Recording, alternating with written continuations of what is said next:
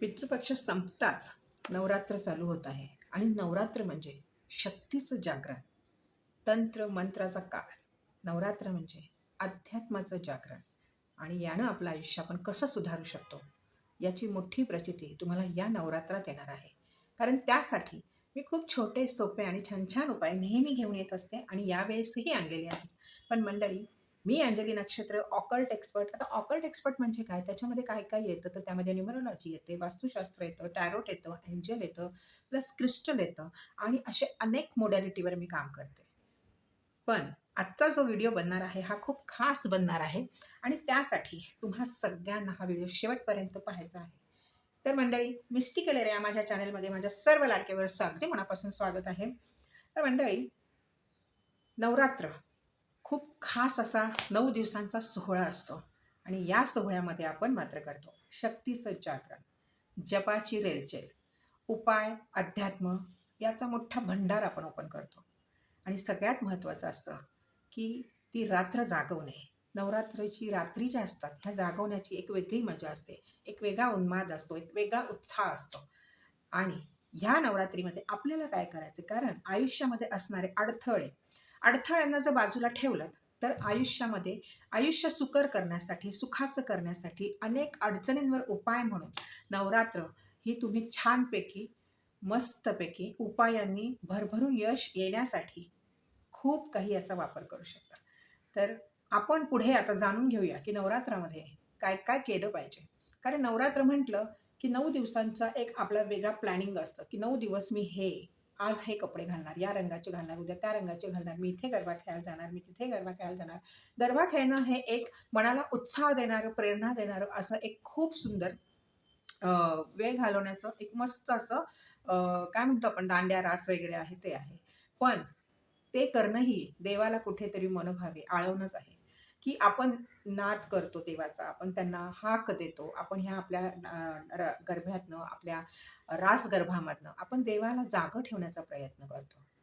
आणि खरं आहे मंडळी, हा रासगर्भ त्यासाठीच असतो की नवरात्रात म्हटलं जातं की देव झोपलेले असतात आणि त्यांना जागं ठेवण्यासाठी हा सगळा प्रपंच असतो. पण त्याची मजा मात्र आपण घेत असतो. तर आपण जाणून घेऊयात की नवरात्र म्हणजे नेमकं काय केलं पाहिजे. तर आता एक सांगते तुम्हाला, आपल्या आरोग्यासाठी आपल्याला नवरात्रामध्ये काय करायचंय. तर नवरात्रामध्ये आरोग्य आपलं चांगलं राहावं, कारण महत्त्वाचं असतं आरोग्य. कारण कितीही माणूस बघा तुम्ही, पैसा असेल, काही असेल ना, आणि जर त्याचं आरोग्य चांगलं नसेल ना तर तो कधीच सुखी नसतो. आणि त्यानं सुखी होण्यासाठी ॲटलिस्ट नवरात्रामध्ये देवीच्या समोर तुपाचा दिवा लावायचा. तुपाचा दिवा लावून तिथे बसून ओम कालिकाये नमः, ओम कालिकाये नमः या मंत्राचा जप करायचा आहे. जप करून रोज 9 दिवस त्यांना हा दिवा लावायचाच आहे. हे लक्षात ठेवा. आपल्या देव्हाऱ्यामध्ये आपण लावतोच, पण खास करून नवरात्रामध्ये हा दिवा देवीला सांगून की हे माते, मी हा दिवा माझ्या आरोग्यासाठी लावत आहे आणि मी इथे बसून तुझा 108 वेळा जप करणार आहे. आणि नवरात्रात आपण काली मातेला जागवतो, नवरात्रात आपण दुर्गा माता आहे, अशा छिन्नमस्ता आणि अशा अनेक माता आहेत. 9 दिवसाच्या 9 माता आहेत आणि त्या देवींचं जागरण इथे होत असतं नवरात्रामध्ये. तर हा जो दिवा आहे हा आपल्या आरोग्यासाठी आपल्याला लावायचा आहे. दिवा लावून जप म्हणून हळूहळू आपल्या आरोग्यामध्ये सुधारणा पडत जाते आणि ह्याची तुम्हाला प्रचिती येईल. खूप छोटे आणि साधे उपाय मी सांगतेय, पण जर तुम्ही केलेत तर त्याचा खूप छान असा अनुभव तुम्हाला येईल. आता आपली धन, संपत्ती, करिअर ग्रोथ यासाठी आपल्याला काही उपाय आहेत. तर त्यासाठी आपल्याला काय करायचं आहे. तर यासाठी आपली करिअर ग्रोथ कुठे थांबली आहे आणि पुढे जाऊन आपल्याला खूप काही मिळवायचं आहे, अशा जर आशा आहेत किंवा असं जर तुमचं प्लॅनिंग आहे, तुमचा रोडमॅप ऑलरेडी तयार असेल, तर मंडळी हे 9 दिवस आहे ना, त्याचं सोनं करा तुम्ही. ह्या 9 दिवसामध्ये तुम्ही दान धर्म करा. या 9 दिवसामध्ये तुम्ही एक कुवारी कन्या, म्हणजे जिची पाळी येत नाहीये अशी, त्या मुलीला रोज जेवण घरी बोलावून जेवायला घाला. तिला हातामध्ये 11 रुपये तरी द्या. ती देवीच्या स्वरूपात तुमच्या घरामध्ये येणार, अन्न ग्रहण करणार आणि ती तुम्हाला तिच्या मनोमनातून, तिच्या सबकॉन्शियस माइंडमधनं भरभरून आशीर्वाद देणार आणि ती आनंदाने तुमच्या घरातनं जाणार. ही तुमच्या सुखाचे मार्ग उघडण्याचे खूप साधे आणि सोपा प्रकार आहे. तुम्हाला जर तुमचे मार्ग मोकळे करायचे, तुम्हाला प्रगतीपथावर चालायचं असेल ना, तर एक कुवारी कन्या फर्स्ट तुम्ही करून पहा हा उपाय. तिला रोजच 9 दिवस सतत बोलवायचं आहे. आणखीन बघा, मी फार यावेळेस ना खूप मोठी नाही, पण छोटे उपाय देते की तुम्हाला करता येतील. आणि जी लोकं ऑफिसला जातात वगैरे ना, तर एक लक्षात घ्या, त्यांनी घरी कुवारी कन्या बोलावूनच तिला खायला प्यायला द्यायला पाहिजे असं नाहीये. तुम्ही तुमच्या ट्रेनमध्ये जाताना किंवा रस्त्याने चालताना तिथे कुठे छोटी मुलगी दिसली, तर एक आपल्या बॅगमध्ये एक पाउचच तयार करून ठेवा, की जो तुम्ही तिला देऊ शकाल, ज्याच्यामध्ये तिच्यासाठी खाऊ असेल आणि एक ₹11 असतील. तर ते ती दिसली, की तिला तिच्या हातामध्ये द्यायचं आणि पुढे निघायचं. हेही एक खूप छान पद्धतीने तुम्ही या रीतीनेही साजरं करू शकता. आता आपल्याला नजर लागलेली असते, असं वाटतं की काय करावं काय नाही. नवरात्रामध्ये तर काही वेळेस निगेटिव्ह एनर्जी पण असते आणि काही वेळेस प्रचंड पॉझिटिव्ह एनर्जी असते, कारण नवरात्राची एनर्जीच मुळात हाय असते. आता या एनर्जीला आपण काय करायचं असतं, की आपल्याला नजर लागते, कोणची तरी वाईट नजर आहे आणि मुळात आपल्याला हे कळत नाही की नजर आहे, नजर दोष आहे, ब्लॅक मॅजिक आहे की आणखीन काही आहे, हे आपल्याला मुळात कळत नसतं. आणि त्या सगळ्यासाठी एक खास उपाय मी आता सांगणार आहे. या सगळ्यासाठी ना मंडळी, नवरात्रामध्ये रोज 11 वाजता रात्री एक लिंबू आपल्या घरामध्ये एका कॉर्नरला कुठेतरी ठेवायचा आणि त्या लिंबावर फक्त 11 लवंग ठेवायच्या. 11 लवंग, अखंड 11 लवंग, तुटलेली नकोय. लिंबू पण एकदम पिवळं पाहिजे, डागाळलेलं नकोय. एकधारी असेल तर अतिउत्तम. 11 लवंग त्याच्यावर ठेवायच्या आणि तिथून निघून जायचं, विसरायचं आपण घरामध्ये काहीतरी ठेवलंय. आणि दुसऱ्या दिवशी हे लवंग आणि लिंबू 4 रस्त्याला जाऊन रागाने फेकायचं.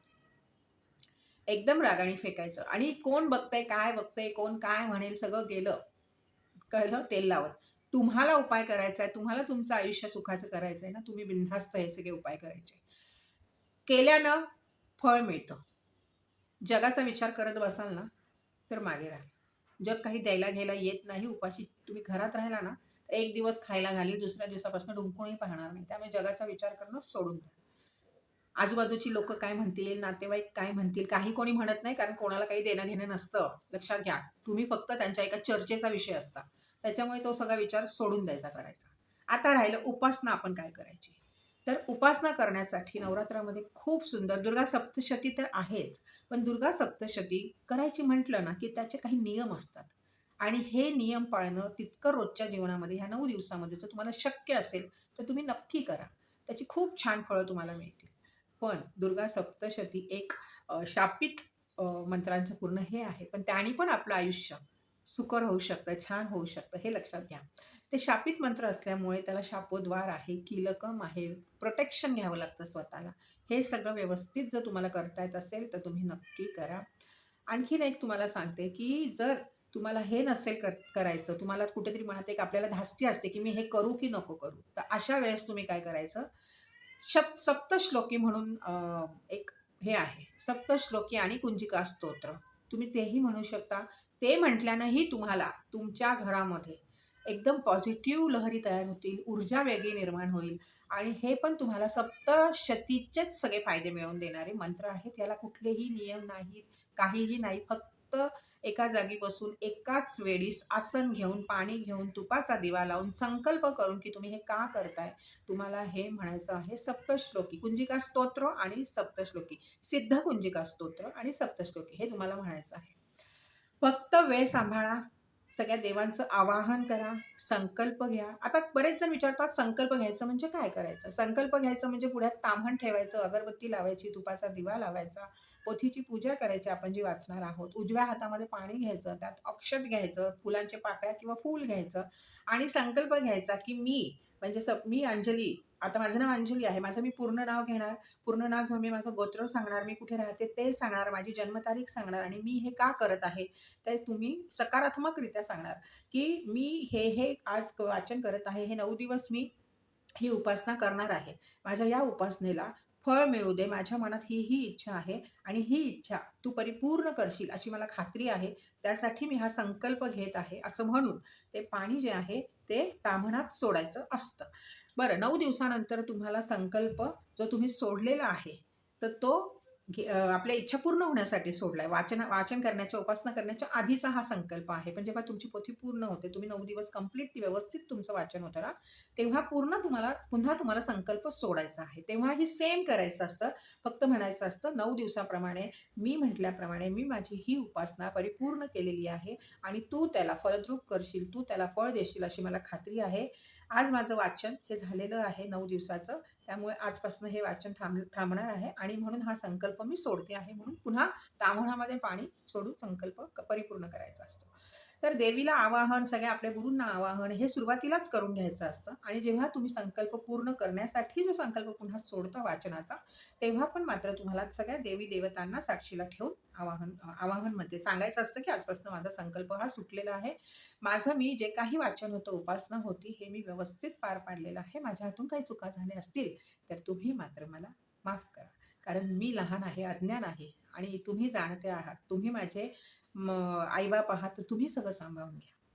ही एक उपासना तुम्हाला खूप छान फळ देईल. आणि दुसरी उपासना मी सांगत आहे की तुमच्या घराच्या आसपास कुठेही गावदेवी असेल तर तिथे जाऊन आपल्या गावदेवीची ओटी भरा. नाही तर जाताना मात्र 2 ओट्या न्या. एक ओटी आपल्या कुलदेवीची आणि एक ओटी त्या गावदेवीची, अशा 2 ओट्या न्या. तिकडनं ओटी भरल्यानंतर त्या गावदेवीला सांगा, माझी ही ओटी माझ्या कुलदेवीला आहे, माझ्या आईला आहे, माझ्या कुळाच्या आईला आहे, तिचेही आशीर्वाद मला प्राप्त होवोत अशी मी तिच्या चरणी तुझ्या मार्फत प्रार्थना करते. तर ही ओटी जी आहे ती माझ्या कुलदेवीला तू पोचवशील अशी मला खात्री आहे. त्यासाठी त्या गावदेवीचेही आपण उपकार मानायचे आणि तिथे सगळं ठेवल्यानंतर तिथून काहीही न घेता आपण घरी यायचं. म्हणजे ओटी दिली आहे म्हणून काहीतरी ओटीतनं मी घेऊन येईन असं करायचं नाही. हे ओटी तिथे आपण भरली की आपण आपलं घरी यायचं असतं. ते झाल्यानंतर हा झाला दुसरा ओटीचा प्रकार. आता तिसरा जो आहे की एका सवाष्णीला आपल्या घरी बोलावून तिला व्यवस्थित शृंगाराच्या वस्तू गिफ्ट करायच्या. सवाष्णीला शृंगाराच्या वस्तू गिफ्ट करून तिला मिठाईचा बॉक्स वगैरे द्यायचा. आणि हे यासाठी करायचं कारण आपला विनस म्हणजे आपला शुक्र आपण ॲक्टिव्ह होण्यासाठी. आणि शुक्र म्हणजे काय असतं, तर शुक्र म्हणजे लक्झरी, लायविश. आपल्या आयुष्यामध्ये आपल्याला प्रत्येक गोष्ट लायविश हवी असते, लक्झरी हवी असते. यासाठी शुक्राला ॲक्टिव्ह करण्यासाठी सवाष्णीला ह्या भेट देणं या नवरात्रीच्या 9 दिवसामध्ये कधीही तुम्ही करू शकता. काही उपासना असतात ज्या तुम्हाला रोज करायच्या आहेत. सोप्या सोप्या उपासना दिलेल्या आहेत त्या करा. खूप साऱ्या दिलेल्या आहेत, त्यामध्येही जमेल त्या करा, इतकंच सांगते. आणि कुठल्याही देवीचा मंत्र मात्र रोज म्हणायला विसरू नका. चांट करा आणि येता जाता न करण्यापेक्षा एक जागा ठरवा, जागेवर बसा आणि चांट करा. देवीची उपासना रात्री केली तर कायम चांगलं असतं. पण जर तुम्हाला रात्री वेळ नसेल आणि सकाळी जमत असेल तर तुम्ही सकाळी लवकर उठून करा मात्र, पण 10च्या आत करा. तर मंडळी, ही नवरात्र तुमच्या आयुष्यामध्ये सुख, समृद्धी आणि आशा, यश, कीर्ती सगळं घेऊन यावं हीच माझ्या आईच्या चरणी प्रार्थना. तर मंडळी, तुम्हाला व्हिडिओ आवडला असल्यावर व्हिडिओला लाईक करायचं आहे आणि व्हिडिओ जास्तीत जास्त शेअर झाला पाहिजे. कारण उपासना काय करायची लोकांना माहीत नसतं, त्याच्यामुळे व्हिडिओला जास्तीत जास्त शेअर करा.